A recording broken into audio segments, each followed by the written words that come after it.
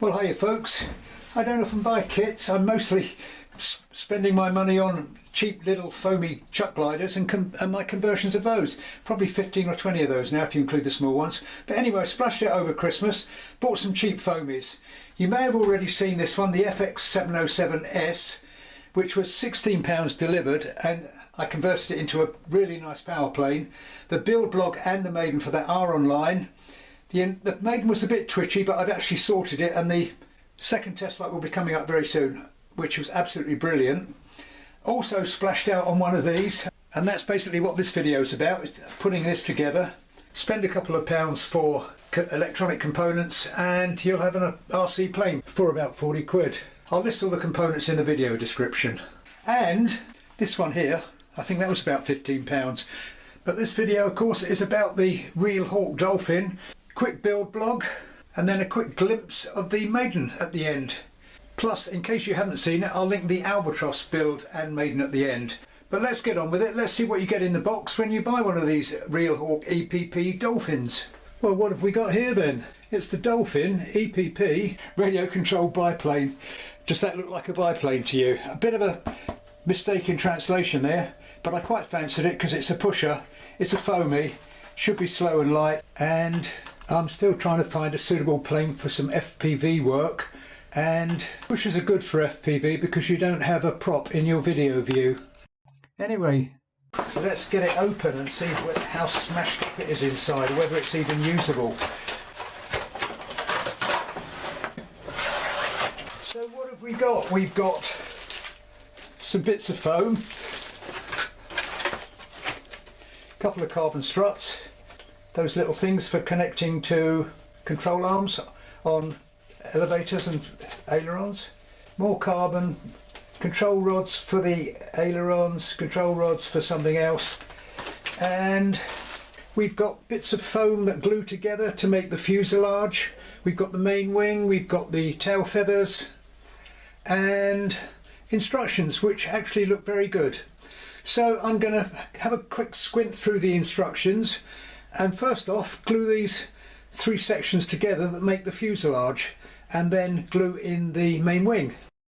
Back in a second. Right, just started gluing this thing together. Instructions are very good really. All you need is some Yoo-hoo pour, and it's pretty straightforward. Glued the three sections that make the front of the fuselage, glued the carbon in, and then glued the main wing in. But before installing the tail feathers and the vertical stab, it's a question of installing the aileron servo, which rather unusually in my experience sits behind the main wing with control arms going forwards, which I can't say I've ever seen before. So quite a lot of progress made. Servos in, which meant I could finish gluing the fuselage together, fitting the tail feathers, the rudder, control horns, and then it was a question of sorting out this servo in the middle of the fuselage which controls the ailerons. And as I said, it's the first time I've ever seen this arrangement where you've got the servo behind the ailerons, because most of my builds where I've built lightweight and used one servo for ailerons, I've mounted it in the middle. So let's put the control arms on and see if it works. So you've got two short ones that go across here. Hook that in first, slide that on, obviously with the screw on the outside so that you can tighten it up, and that just goes like so. I've added a bit of plastic for extra security. So one side, hook that in, screw on the outside, pinch that shut, slide my little plastic locking thing down on it, and once you're satisfied everything is centered,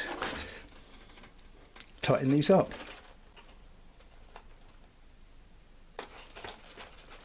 Like so. So altogether a pretty neat arrangement. I'll just use my servo tester to demonstrate that, and if you haven't seen these, they're an essential RC item, only about £3 or £4. You don't necessarily even need to connect an ESC to power it. You can use a 1S lipo. Make sure you put it on the right way, like so. Connect that to the servo. Oh, I feel quite excited at seeing this work. Let's see. Make sure you connect that the right way. Yellow is the signal wire, and blue light there indicates at the moment that it's in control mode, and as you can see, it's working. Light in the middle is centered, and that one is a kind of automatic push-pull mode. As you can see, the throws are a bit much at the moment, so it's bending the fuselage. So obviously I'll adjust the throws. Alternatively, I'll open it up and move it to the lower hole, which will reduce the throws a bit. But I think that's pretty cool. So I'm going to get on now off camera and put the elevator and rudder servos in. I haven't glued them in yet, but they sit here. The reason they're not glued in yet is I wanted to check first whether the servo arm needs to be at the far end of this, which will give it another 10 mil of travel. Yeah, so going to glue these in and then get on and install those. Another top tip, just about to retighten these little screws here. Before I do that, good idea to actually put a couple of pegs on to make sure that the ailerons are also centered as well as the servo. So just going to tighten these up like I say, and then I'll have a go at the longer ones for the back end. Right, well, in answer to my question, which way do the servos go, it just shows perfectly well why it's worth kind of dry fitting all this kind of stuff in a kit before you actually get into gluing it, because they definitely go this way, because otherwise the lengths don't suit. But also you'll notice these are offset. Well, as it happens, and I didn't notice when I unpacked it, the control rods are different lengths too, so it's pretty obvious which one goes where. And as I say, don't make the mistake of gluing these in the wrong way. So, centered, glued in, and time to fit them.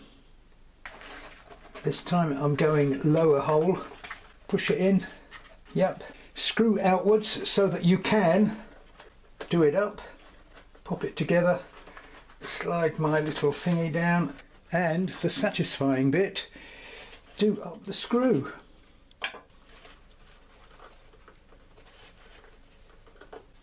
Right, well, one step closer. Motor needs to be fitted, should be arriving today from Amazon. It's not actually the one that's supplied if you buy the complete kit, but it should do the job. And I've got a little FS2A micro receiver. These are only about a fiver as well, £5 or £6. That's going to be just the job. So making good progress, and I must say it's been fun putting this together. First time I've put together anything quite like this. Well, I must just share this with you. Motor just arrived that I plan to use on this. It's not the recommended MC1104, but very similar size, and it's the same motor that I used on my mini little RC biplane, this one here, and it's certainly enough power for that. Very similar size and weights, don't think it should be a problem. But I did have a problem when it came to trying to mount it. Now, last time I used one of these, I managed to find 4 tiny little screws in my big load of assorted screws. Couldn't find anything this time, but I came up with the idea. First off, I was going to try and put some copper wire through it and bend it over. There's not enough room, but I discovered if I flattened the end of a bit of copper wire and screwed it in, it actually cut its own thread, and then with a little tiny blob of super glue very carefully placed on where the screw thread would be, it's actually very secure.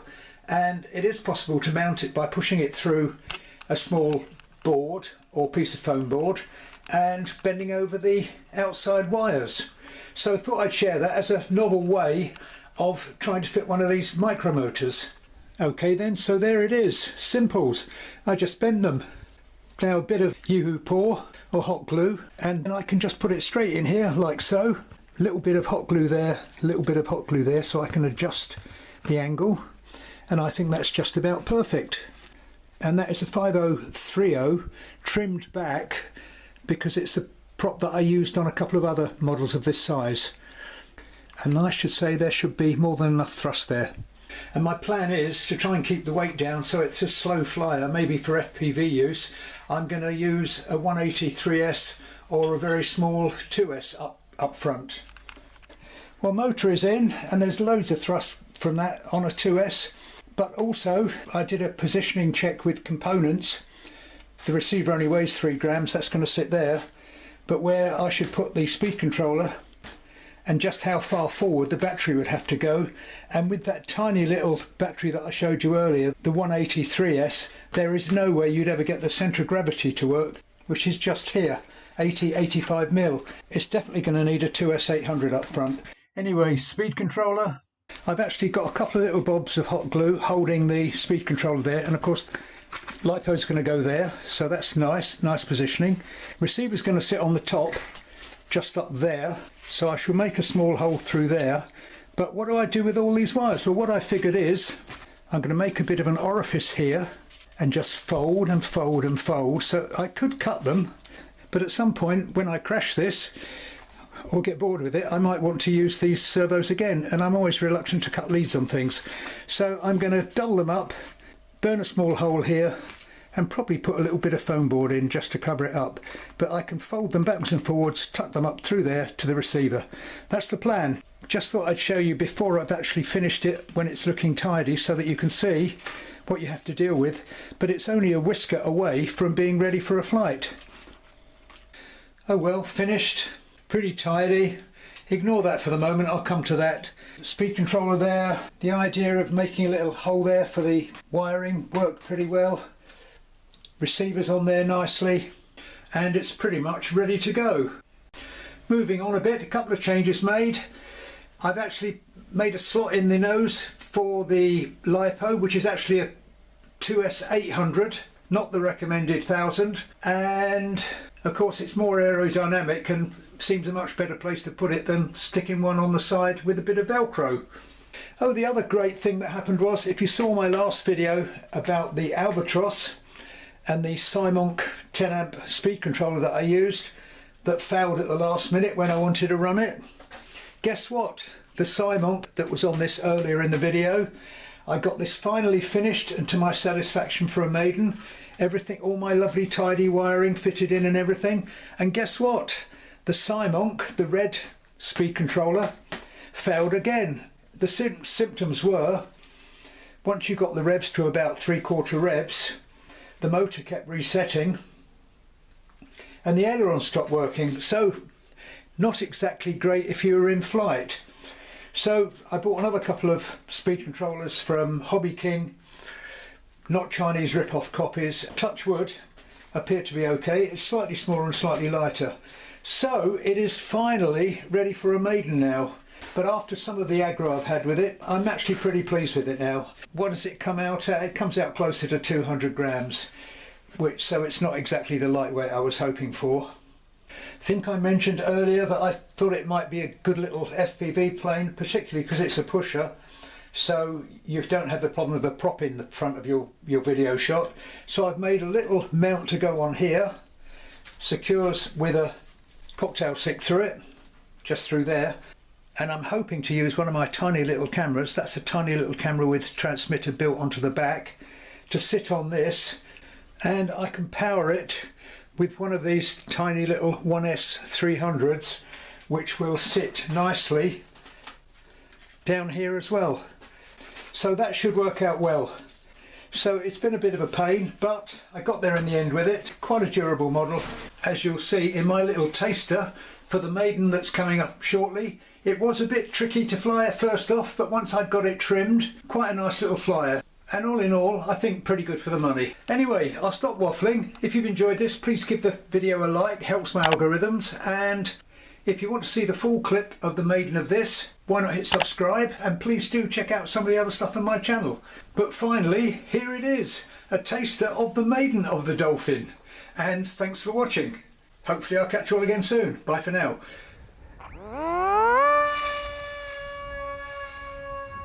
Oh, blimey. And I did say that these cheap foamies crash well. Oh, blimey. Right, and we've got a little lull in the wind now. I think I may have it this time.